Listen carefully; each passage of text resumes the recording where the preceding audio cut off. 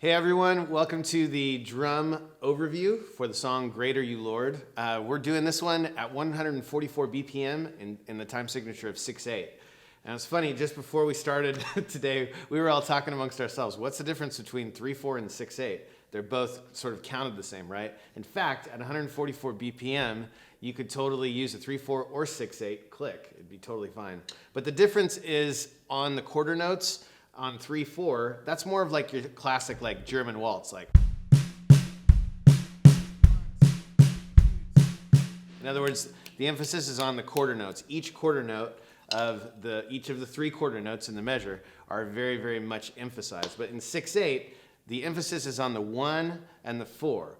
1, 2, 3, 4, 5, 6. 1, 2, 3, 4, 5, 6. So when you think about Greater You Lord, there's actually a two measures of 3 or a full measure of 6 phrase. It's like this.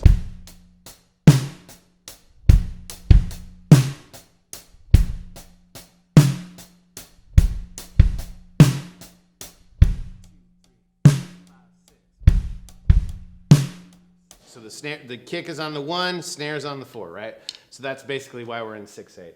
And that groove that I just played you, that's pretty much the groove for the song. You've got that groove through the verses and through the choruses. I would be really careful when you're playing this with your worship leader. Just don't do too many fills. In 6/8, there can be some really cool offset, reverse the backbeat kind of stuff that you can do. But I would keep it really simple and just support the moment because this is a big congregational song. Once you get past verse and chorus, we're going to talk about the build going in. The build's pretty easy. It's basically just between floor tom and kick. It's a 3-stage build. There's the floor tom and kick groove. I'm putting cymbals at the top of each Greater You Lord phrase. I hit the cymbal just to let the Lord know he's great, right? So anyway, this is how that groove goes.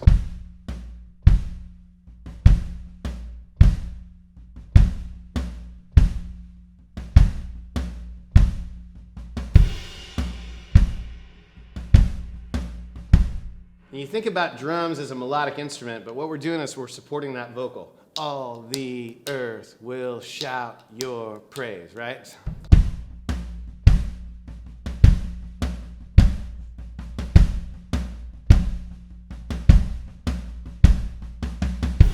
That's what we're doing, just supporting that vocal, and then you're gonna ramp it your classic like.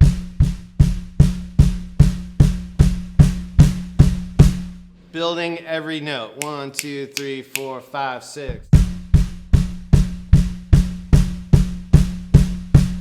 Then we'll give a snare cymbal pop and a build real fast, like 16th build. I guess that'd be a 16th and 6, right?